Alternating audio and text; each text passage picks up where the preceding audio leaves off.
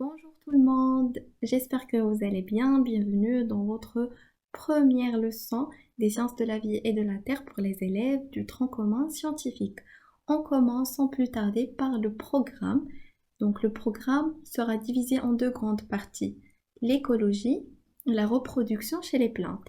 Alors, on va voir les chapitres de l'écologie. Vous avez 5 chapitres. Premièrement, les techniques adaptatives à l'étude écologique sur le terrain ou ce qu'on appelle la sortie écologique. Chapitre 2, les facteurs édaphiques et leurs relations avec les êtres vivants. Ensuite, les facteurs climatiques et leurs relations avec les êtres vivants. Flux de la matière et de l'énergie dans l'écosystème. Et le dernier chapitre sera les équilibres naturels.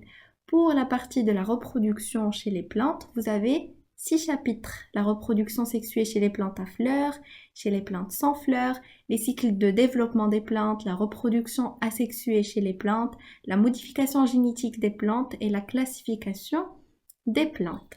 On commence par le premier chapitre qui est la sortie écologique, qui est un chapitre assez simple, vous allez voir. On commence par la définition de l'écologie. Qu'est-ce que l'écologie? C'est la science qui étudie les relations entre les êtres vivants, humains, animaux, végétaux, et le milieu organique ou inorganique dans lequel ils vivent. Donc c'est simplement une science qui étudie les relations entre les êtres vivants et leur milieu. C'est une science qui est pluridisciplinaire, qui fait appel à d'autres sciences comme la biologie, la pédologie, la géologie et aussi les mathématiques. Vous allez voir dans une activité plus tard que on peut utiliser aussi les maths. Alors, l'étude écologique sur le terrain va nécessiter des connaissances scientifiques et des techniques spécifiques. C'est ce qu'on va voir tout au long du cours. On va répondre à ces questions qui sont: quelles sont les techniques utilisées en écologie sur le terrain? Quelles démarches utilise-t-on pour l'étude écologique sur le terrain? Et quelles sont les connaissances scientifiques spécifiques à l'écologie? On va voir ça dans 4 parties.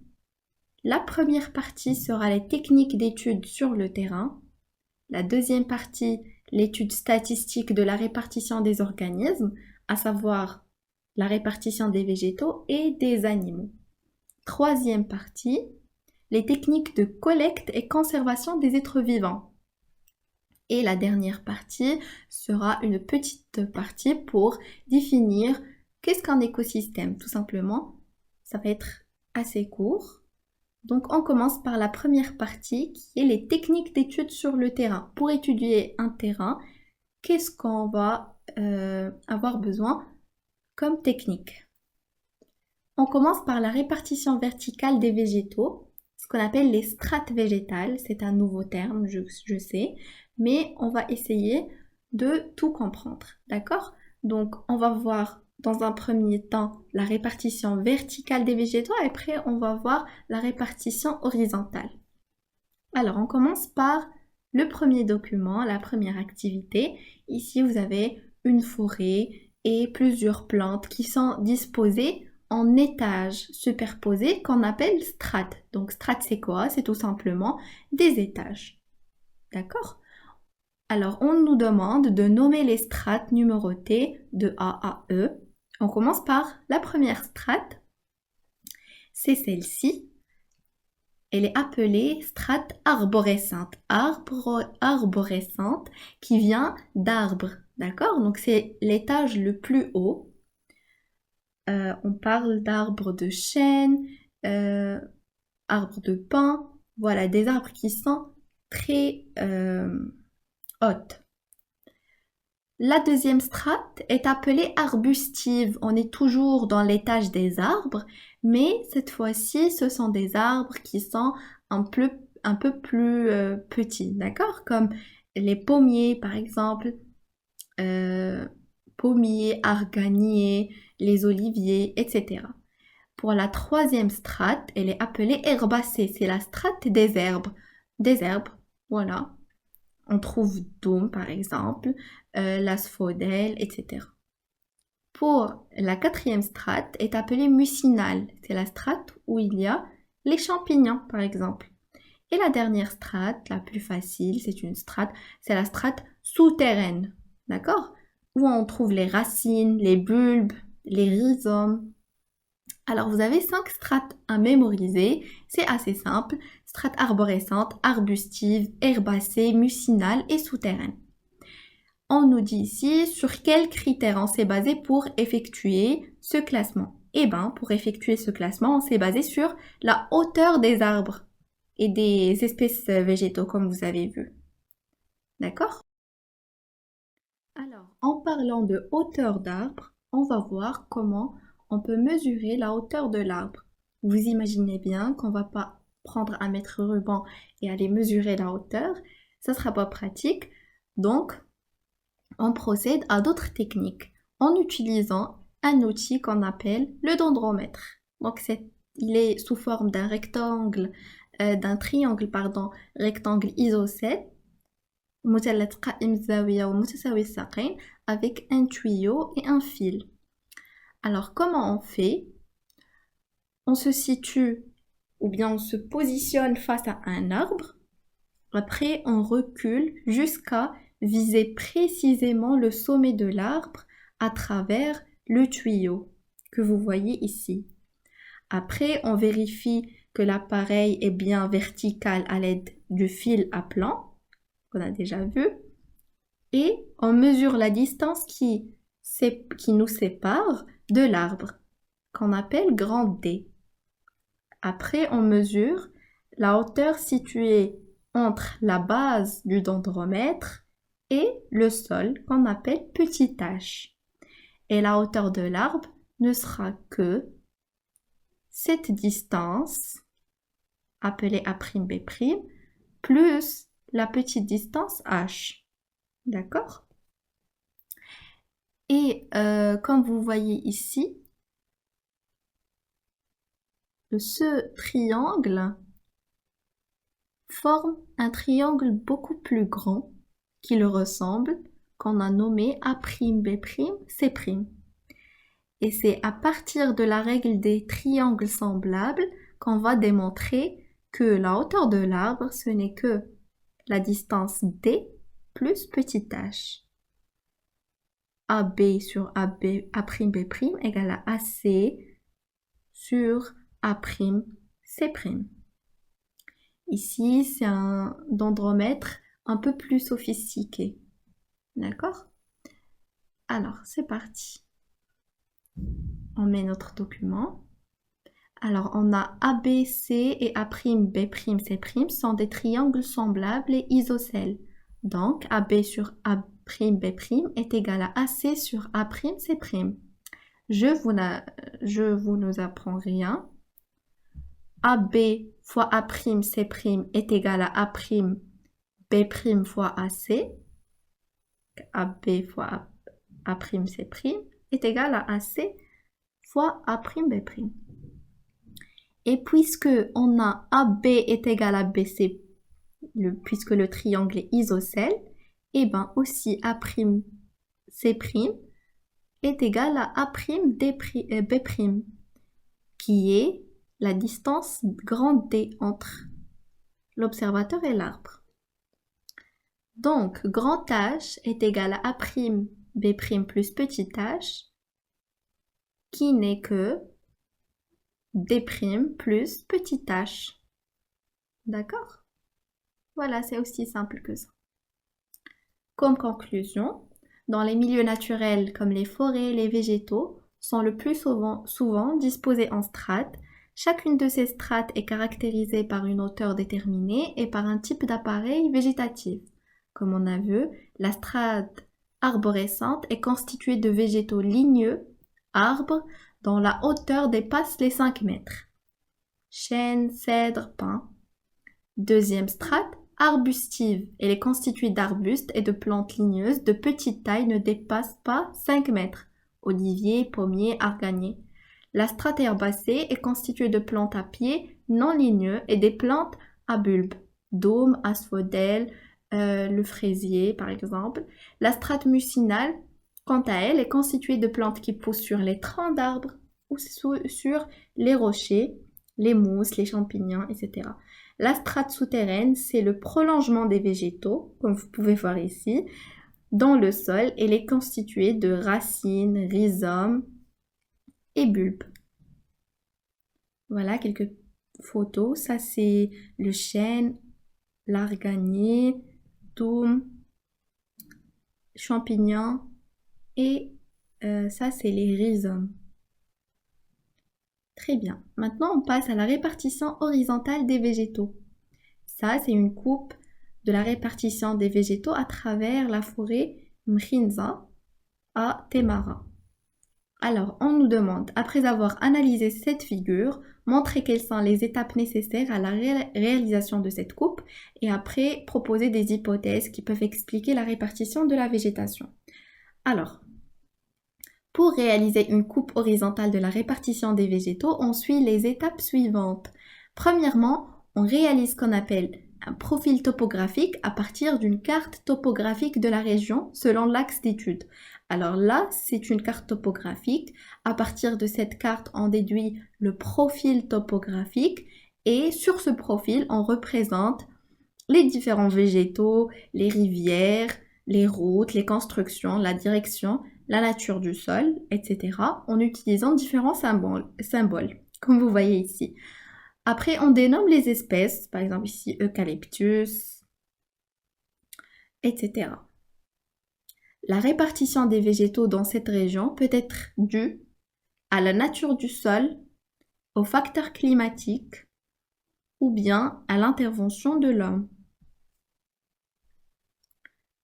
Deuxième document, là c'est une répartition des végétaux aquatiques au niveau de Daït Sidi Bouraba, qui est un milieu aquatique caractérisé par l'influence de plusieurs facteurs physiques et chimiques. On y trouve une multitude d'espèces végétales qui sont distribuées selon les facteurs biologiques déterminés par le milieu et les besoins de ces plantes. Certaines de ces plantes sont immergées dans l'eau, comme vous pouvez voir ici, et d'autres sont dites hygrophiles, formant une ceinture autour de la daïa. Hygrophile, c'est quoi? C'est un terme qui qualifie les espèces végétales ou animales qui ont des besoins élevés en eau et en humidité tout au long de leur cycle de vie et de ce fait se développent dans les milieux humides. C'est ce que veut dire agrophile et hygrophile. On passe sans plus tarder à la deuxième partie qui est l'étude statistique de la répartition des organismes et on commence par l'étude statistique des végétaux. Alors, première chose, on choisit la station d'étude d'abord. Comme vous voyez ici, on a 5 stations différentes où on peut effectuer des relevés ou prendre des échantillons. Quelles sont, à votre avis, les stations où doit-on réaliser des relevés représentatifs des 5 milieux? Je vous laisse le temps pour réfléchir. Eh bien, la station où on doit réaliser des relevés doit être située loin de la limite séparant des milieux différents. Donc, les surfaces où on peut effectuer les relevés sont 1, 2 et 3. Quant à 5 et 4, c'est un peu difficile parce que ce sont des stations qui sont dites hétérogènes. D'accord? Par contre, l'étang, la prairie, la forêt, par exemple, ce sont des stations qui sont homogènes. Donc, vu la difficulté d'étudier tout l'espace d'une station, on recourt à la notion d'aire minimale. Vous ne pouvez pas étudier toute une forêt, c'est difficile. Donc, pour ce faire, on a ce qu'on appelle la notion d'aire minimale. C'est assez simple, vous allez voir. Donc, comment on détermine cette aire minimale?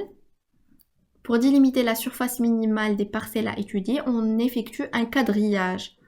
Donc, on met un piquet ici, à partir duquel on tend des ficelles qui portent des nœuds distants à 1 mètre. Et c'est ce qui nous donne un quadrillage, donc des surfaces de 1 mètre, 4 mètres, 9 mètres, 16, etc. D'accord? Donc, on dénombre les espèces dans chaque surface jusqu'à ce qu'on ne trouve plus de nouvelles espèces. On regroupe ça dans un tableau. Par exemple, ici, dans cette surface, on a trouvé 11 espèces végétales. Ici, on a trouvé 38. Ici, 59. ici 71, et dans la surface de 25 mètres carrés, on a trouvé aussi 71. Donc, l'aire minimale, c'est celle-ci. Donc, c'est l'aire dans laquelle on trouve toutes les espèces. D'accord? On va voir par la suite la définition de l'aire minimale et vous allez plus comprendre. Donc, on nous demande de tracer la courbe de variation. Voici la courbe. Dans l'axe des ordonnées, on a le nombre des espèces et dans l'axe des abscisses, l'aire de relevé. Par exemple, ici, dans la première surface, la surface de 1 mètre carré, on a trouvé 11 espèces. 4 mètres carrés, 38, etc. Après, on dessine la courbe. Alors la courbe, comment elle est? Elle est ascendante. C'est-à-dire, plus l'aire des relevés augmente, plus le nombre des espèces végétales augmente. On est d'accord. Puis, on constate que la courbe montre un palier à partir de la surface 16 mètres carrés. Ici, elle n'augmente plus. Ça signifie qu'on atteint la totalité des espèces végétales qu'on peut rencontrer dans le milieu étudié. Donc, l'aire minimale est égale à 16 mètres carrés. C'est comme ça qu'on détermine l'aire minimale. On donne une petite définition. Donc, l'aire minimale, c'est tout simplement la plus petite surface où sont représentées toutes les espèces végétales du milieu étudié. Alors, on a choisi la station d'étude.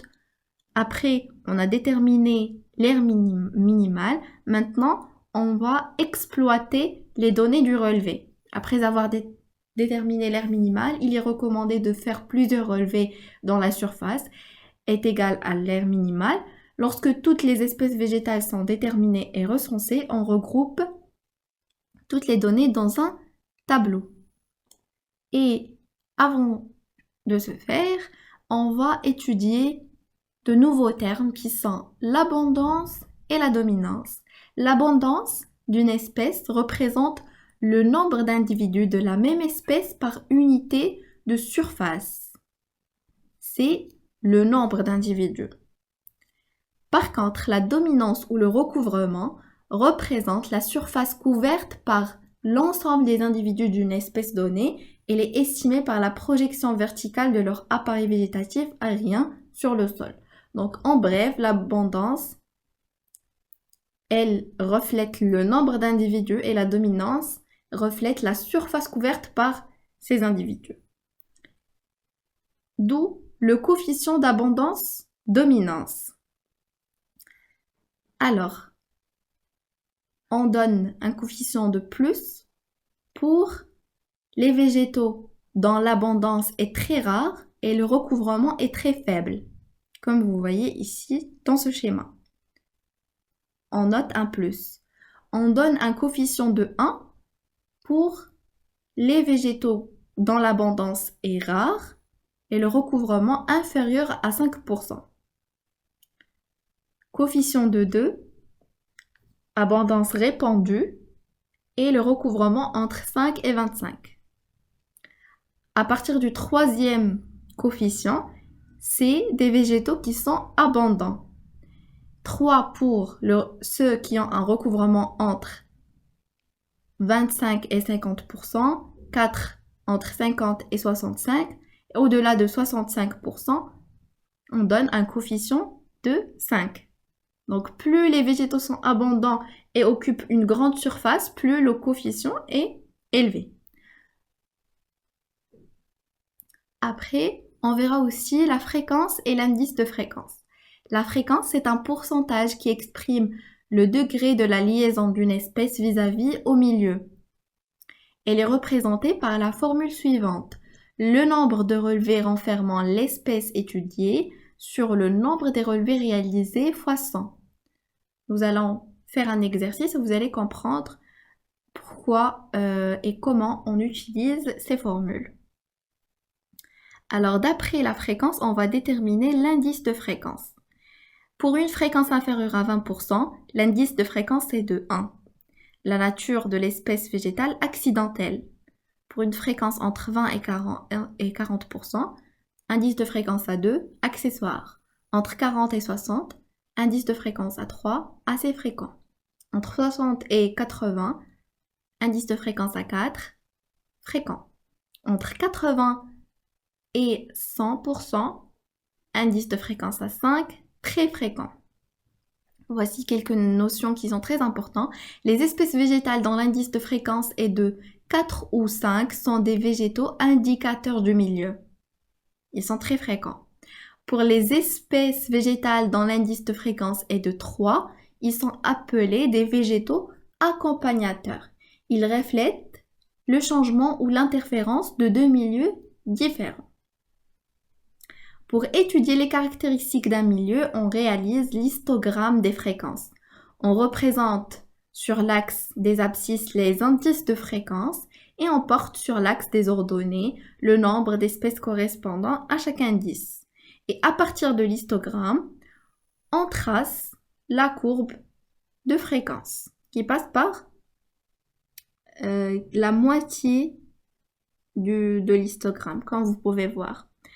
Si la courbe de fréquence est unimodale, comme ici, elle a un seul sommet, alors on dit que le groupement des êtres vivants est homogène. Et cela reflète un milieu relativement stable du point de vue des conditions écologiques. Par contre, si la courbe est bimodale ou bien multimodale, comme ici, plurimodale, le regroupement est dit hétérogène et reflète un milieu dont les conditions écologiques sont en évolution positive ou négative. Donc, courbe unimodale, groupement homogène. Courbe plurimodale, regroupement hétérogène. Tout simplement. Alors, on prend un exemple d'étude dans un milieu forestier pour utiliser tout ce qu'on vient d'apprendre. Alors, le tableau suivant représente les résultats de l'étude de végétaux d'un milieu forestier. Le signe plus indique la présence de l'espèce dans le relevé. Donc, première chose, complétez le tableau en calculant les fréquences F et les indices de fréquence. Voici le tableau. Vous avez ici les relevés et ici les espèces. Plus, ça veut dire que dans ce relevé, on a trouvé cette espèce. D'accord ? Donc, on commence par calculer la fréquence. Alors, la fréquence, je vous rappelle, c'est le nombre de relevés renfermant l'espèce étudiée sur le nombre des relevés réalisés fois 100. Alors, dans le premier exemple, le nombre de relevés renfermant l'espèce étudiée, comme vous pouvez voir, est de 1, 2, 3. 3. Le nombre de relevés réalisés, c'est 6. Donc, c'est 3 sur 6 fois 100. Et ça nous donne 50. Pour les indices de fréquence, je vous rappelle que une fréquence entre 40% et 60% correspond à un indice de fréquence à 3. Voilà. Ainsi de suite pour toutes les autres espèces. Je vous laisse vous amuser à calculer la fréquence et l'indice de fréquence pour vous habituer à ces formules. Voilà, je vous laisse ici les réponses. Et on passe à la deuxième question qui est quelles sont les espèces caractéristiques et les espèces accompagnatrices. Donc on a dit que les espèces caractéristiques, c'est les espèces égales dont l'indice de fréquence est égal à 4 ou 5. Donc ces espèces-là, le bouleau blanc, le bouleau pubescent, le châtaignier, sont des espèces dites caractéristiques. Ils sont fréquents. Et les espèces accompagnatrices sont les espèces dont l'indice de fréquence est de 3. Donc c'est le saule, l'aulne, le chêne, le fouger et le jonc. Voilà. On nous a demandé aussi de tracer la courbe de fréquence et de tracer les histogrammes. Donc ici, vous avez les histogrammes, l'indice de fréquence. La courbe de fréquence, comment elle est ici? Elle est unimodale, donc le groupement végétal est dit homogène, unimodal. On passe maintenant à l'étude statistique des animaux. Alors, les animaux. Le dénombrement des espèces animaux, il est un peu plus difficile. Pourquoi? Parce que les animaux bougent. D'accord? Donc, on a besoin de plusieurs techniques adaptées. D'abord, l'observation et la localisation des animaux. Puis, pour les oiseaux, on observe avec des jumelles, on observe leur nid, on étudie leur chant. Pour les autres animaux, on étudie les traces. Par exemple, les traces des pattes ou bien les excréments. Et on utilise aussi différentes techniques et matériels de capture pour bien étudier ces animaux. Ainsi, l'observation et l'inventaire des animaux va permettre de rechercher leur interaction avec leur milieu de vie. L'exploitation des données du relevé, donc après avoir réalisé des relevés, les résultats sont regroupés dans un tableau, comme le cas des végétaux. Pour l'exploitation des données, en plus de la fréquence et de l'indice de fréquence, on peut calculer la densité. Donc, on a la densité absolue et la densité relative. Pour la densité absolue, elle est calculée par la formule suivante, le nombre total d'individus de l'espèce sur la surface totale des relevés effectués. Et pour la densité relative, c'est le nombre total d'individus de l'espèce sur le nombre total d'individus de toutes les espèces fois 100. Voici un exemple d'étude dans un milieu aquatique. Vous avez ici les relevés, ici les espèces. Donc, les relevés ont été réalisés dans la station de l'Oudaya à l'embouchure de l'Oued Bourgrek. D'abord, complétez le tableau sachant que l'aire de chaque relevé est de 0,25. On commence par... d'abord, on calcule le total des espèces. Ici, on a Nemert, on a trouvé un seul dans le 4e relevé. Donc, le total sera de 1, tout simplement. Après, on calcule la fréquence. Je vous rappelle, la fréquence, c'est le nombre de relevés renfermant l'espèce sur le nombre de relevés réalisés. Donc, c'est 1 sur 6 fois 100. Ça nous donne 16,66. D'accord? L'indice de fréquence pour une fréquence inférieure à 20% est de 1. Donc l'indice de fréquence sera 1. Après, pour la densité, donc la densité, c'est le nombre total d'individus sur la surface totale des relevés. Donc le nombre total, c'est 1. Et la surface totale des relevés, on va la calculer à partir de cette donnée. On a dit que la surface de chaque relevé est de 0,25. Donc, on va faire 0,25 fois 6. Ça va nous donner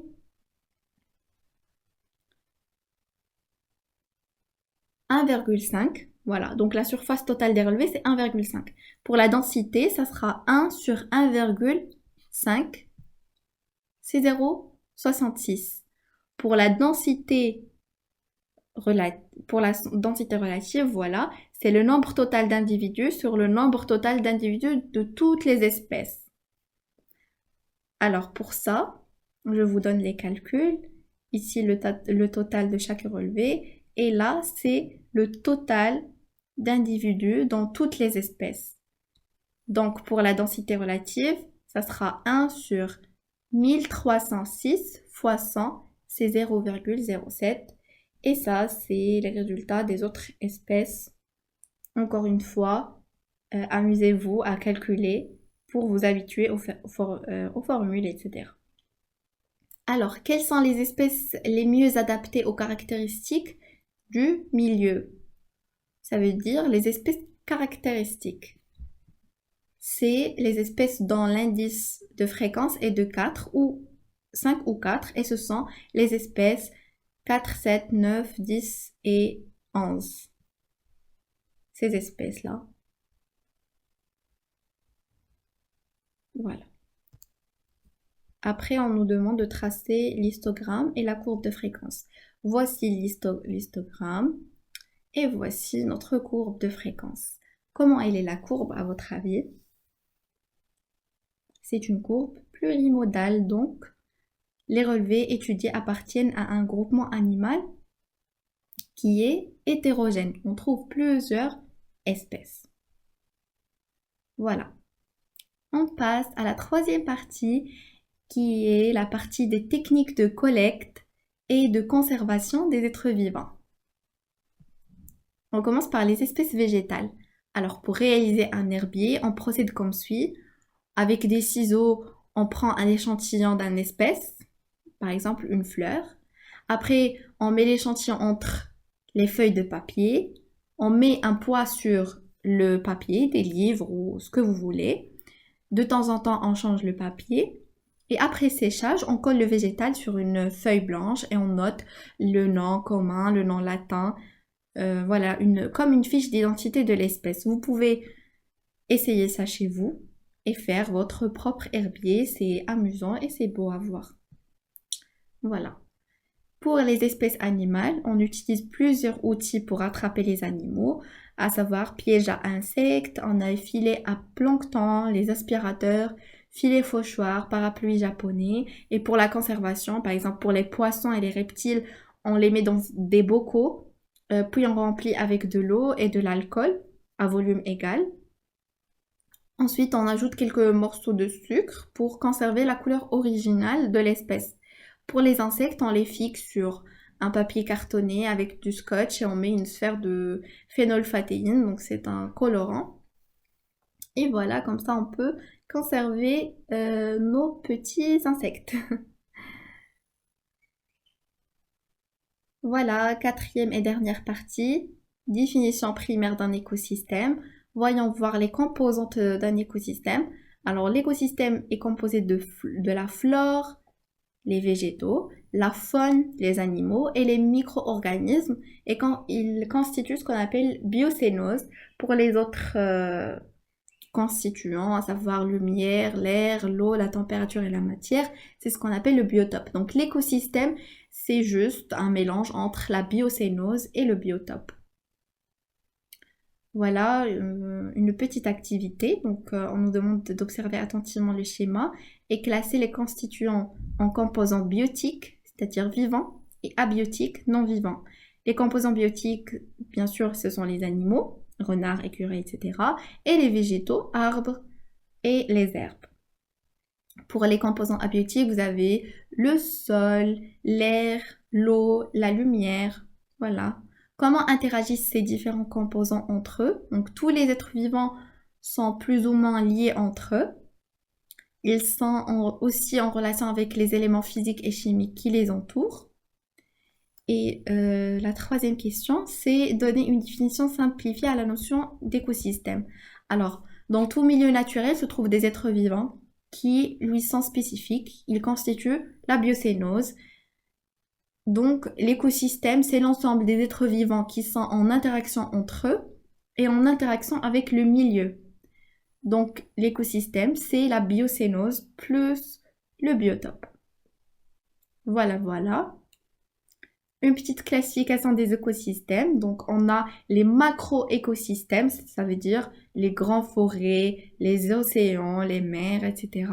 Les méso-écosystèmes qui viennent au milieu, les dayas, les lacs, les prairies.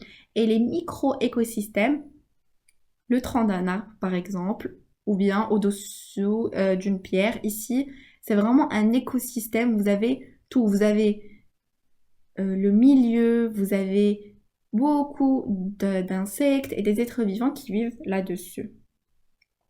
Voilà, comme conclusion, l'écologie s'intéresse à l'étude des milieux naturels en utilisant des techniques du terrain comme on a vu. L'étude du peuplement végétal est aisée puisque les végétaux sont immobiles et sont facilement observables en milieu terrestre.